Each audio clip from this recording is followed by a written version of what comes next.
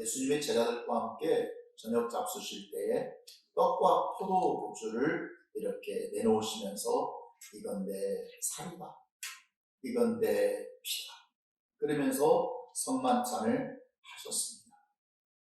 자, 그러면 이렇게 성만찬을 하셨으면 제자들이 그 진리를 깨닫고 의미를 깨닫고 주님과 함께 죽어야겠다 결심해야 되는데 제자들의 반응을 한번 보겠습니다. 제 반응을. 자, 누가복음 계속해서 21장 21절에 보면 그러나 보라 나를 파는 자의 손이 나와 함께 상주에 있습니다. 그렇게 성만찬을 하셨음에도 불구하고 성만찬의 메시지를 주었음에도 불구하고 거기는 누가 있었어요? 나를 팔려고 하는 제자가 있었어요. 24절입니다. 또 그들 사이에 그들 중에 누가 크느냐 하는 다툼이 난지라. 뿐만 아니라 서로 네가 크다, 내가 크다, 네가 높다, 내가 높다 서로 다투고 있었습니다. 34절입니다. 베드로야 오늘 닭 울기 전에 내가 3번 나를 모른다고 부인한다. 수제자였던 베드로는 예수를 부인하려고 지금 준비하고 있었습니다. 22장 45절 46절 겟세마네 동산입니다. 제자들이 가서 슬픔으로 인하여 잠든 것을 보시고, 제자들은 뭐하고 있었죠? 잠들어 있었어요. 시험에 들지 않게 일어나 기도하라. 성만찬을 그렇게 하셨음에도 불구하고 예수님이 찐이 제자들의 모습과 반응은 전혀 거듭났다, 깨달았다, 진리 안에 있다 하는 모습을 볼 수가 없어요. 그들의 제자들은 무심코 예수님께서 떡 주시면서 이거 내 살이다, 찢긴 내 살이다, 잔을 돌리시면서 나의 언약의 피다 말씀하셨지만 제자들은 아무 느낌도 없이 형식적으로 그냥 무전 취식하고 있었을 뿐이에요. 나는 이 시대의 성찬식이 어쩌면 그 시대 제자들과 무엇이 다르겠나 싶어요. 예수님께서 이건 내 살이다, 너희를 찢겨서 이 찢겨진 내 살이다, 이건 내 피다라고 말씀하셨으면 제자들이 자극을 받고 감동을 받고 주와 함께 죽겠다고 서운해야 되는데 그들의 모습은 다투고 싸우고 네가 크냐 내가 크느냐, 예수를 팔자, 예수를 부인할 자, 심지어 겟세마네 동산에 올라가서 그들은 자고 있었어요. 초대교회를 한번 보시겠습니까? 초대교회. 그 당시 성만찬은 오늘날처럼 이렇게 작게 떡을 떼서 먹는 게 아니고 저녁에 이렇게 만찬을 했습니다. 그러면 그 많은 사람들이 먹으려면 많아야겠죠. 많아야 먹을 거 아닙니까? 포도주도 많아야 마실 거 아닙니까? 그러니까 돈이 많은 부자들은 많이 가져오는 거예요. 상대 돈이 없는 사람은 못 가져오는 거예요. 그걸 이제 돈이 많은 사람에 의해서 가져온 사람에 의해서 나눠 먹게 되니까, 그러니까 많이 가져온 사람들은 당당한 거예요. 그러니까 빨리빨리 먹어요. 갖다 놓고. 그럼 늦게 온 사람 혹은 가난한 사람, 못 가져온 사람은 못 먹는 거예요. 이게 지금 고린도 교회에 있는 성만찬의 분위기였었어요.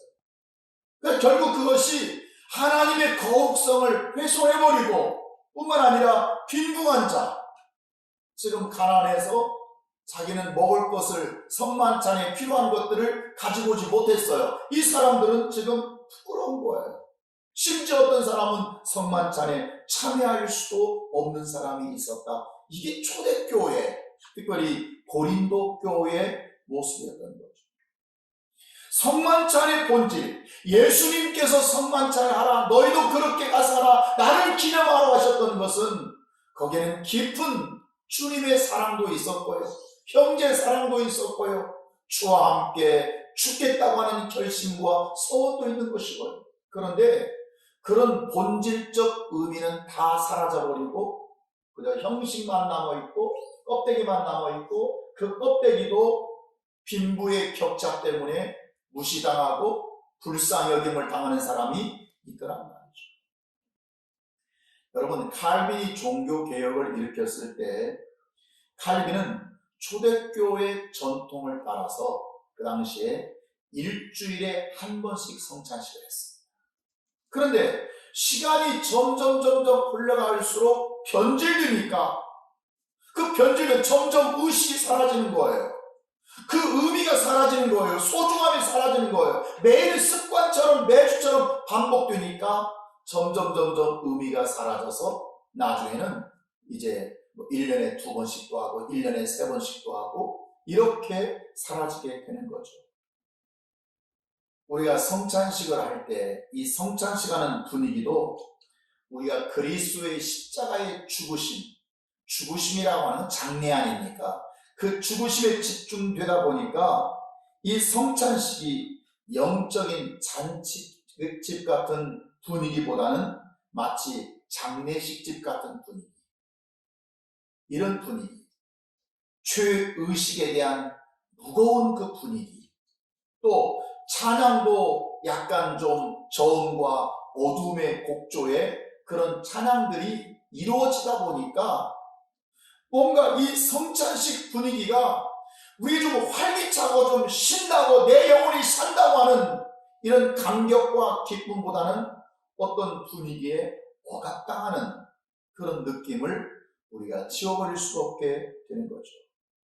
사랑하는 성도 여러분, 오늘 우리는 습관과 형식을 뛰어넘는 성찬식이 되기를 주의 이름으로 축원합니다. 종교의식을 뛰어넘어서 그리스도의 본질을 회복하는 성찬식이 되기를 주의 이름으로 축원합니다. 그러면 어떻게 정말 어떤 우리가 의식과 그 다음에 습관과 형식을 뛰어넘어서 예수님께서 제자들과 말씀하셨던 이 성찬식의 그 의미를 회복할 수 있을까? 이걸 다른 말로 하면 자격입니다. 자격. 우리가 성소에 들어갈 담력, 배짱이 세다고 들어가는 게 아니고 성소에 들어갈 자격을 얻었다, 이렇게 말씀하고 있는 것입니다. 자, 그럼 우리가 여기에서 성소 문제를 좀 잠깐 다루면, 우리가 구약 성경에 성소에 들어갈 자의 자격이 어떻게 되죠? 누구만이 성소에 들어갈 수가 있어요? 제사장들만이 성소에 들어갈 수가 있죠. 평민들은 제사드릴 물건을 가지고, 재물을 가지고 오지만 그들은 성소에 들어가지 못하고 성전 뜰 밖에서 이렇게 서성거리면서 자기 제사 드릴 때가 오면 그는 밖에서 기도하고, 자기 담당 제사장들만 성소 안에 들어가서 우리가 제사를 드리게 되었던 거죠. 우리는 감히 그 성소에 들어갈 수가 없었던 것입니다. 그러면 두 번째, 왜 성소에 들어가는 자격이 필요한가? 왜? 자, 성소라고 하는 것은 어떤 곳입니까? 왜 우리가 성소에 들어가는 자격을 얻어야 되느냐? 성소는 뭐 하는 곳이냐? 성소에는 어떤 의미가 있느냐? 거기에 오늘 성경에 보면 따라합시다. 새로운 살 길이요. 그 길은 우리를 위하여, 여호와 하나님께서 우리를 위하여 열어놓으신 새로운 살 길이요. 따라합시다. 살 길. 믿습니까? 성소는 단순한 종교 의식을 하고 제사를 드리고 이런 길이 아니라 거기는 내가 사는 길입니다. 믿습니까? 성소는 따라합시다. 성소는 내가 사는 길이다. 아멘입니까?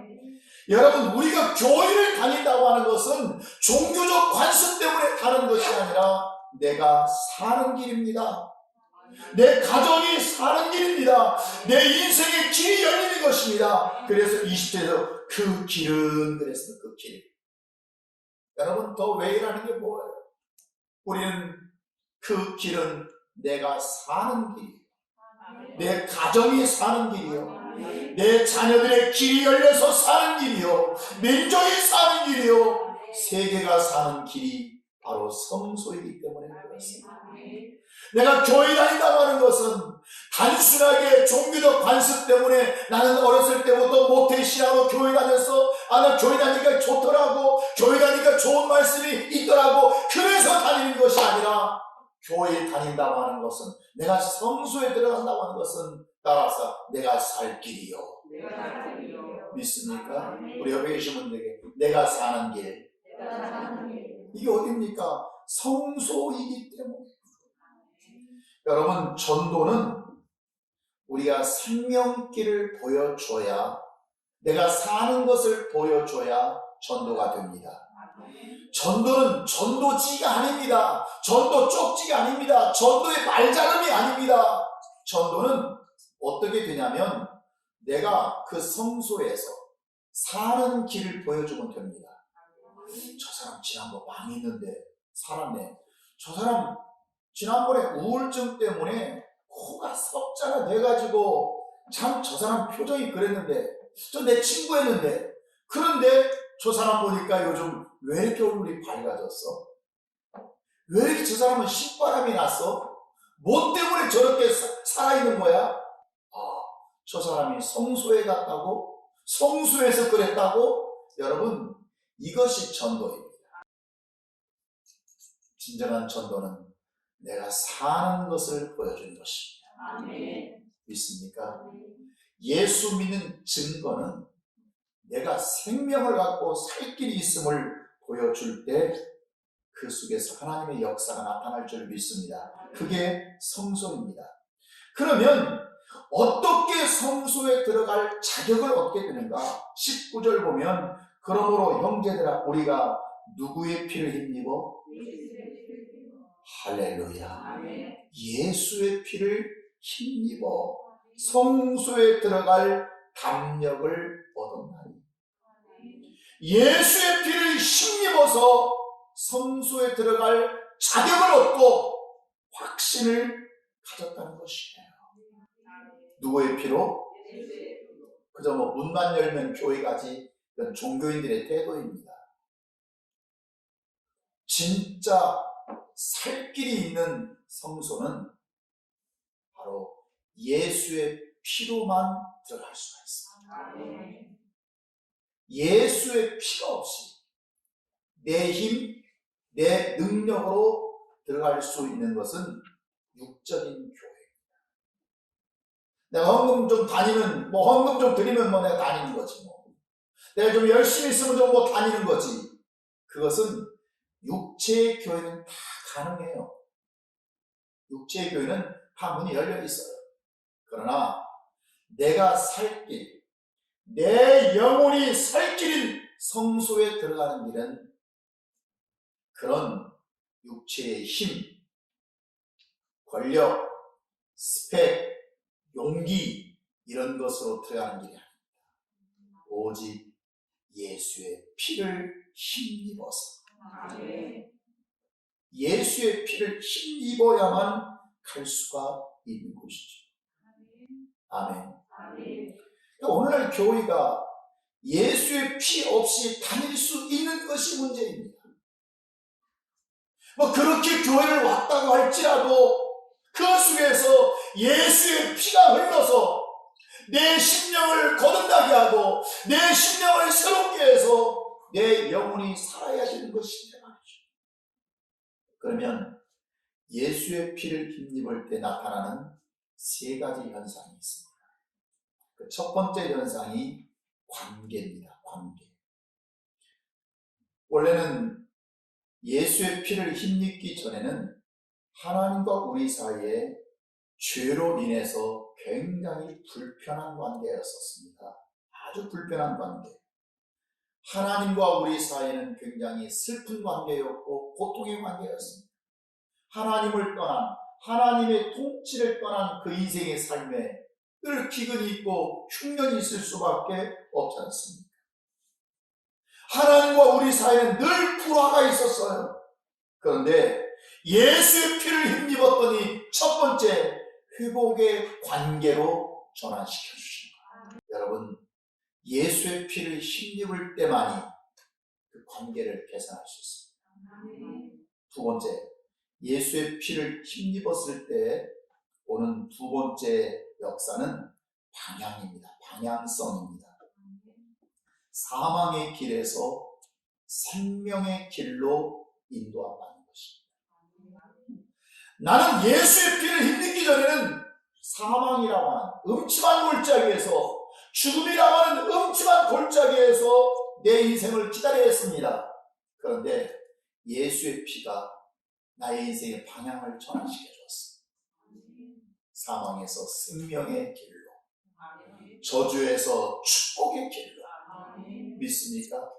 전혀 인생이 삭막했던 길에서 은혜를 바라볼 줄 아는 그 길로 하나님께서 우리에게 방향을 전환시켜 주시는 것입니다.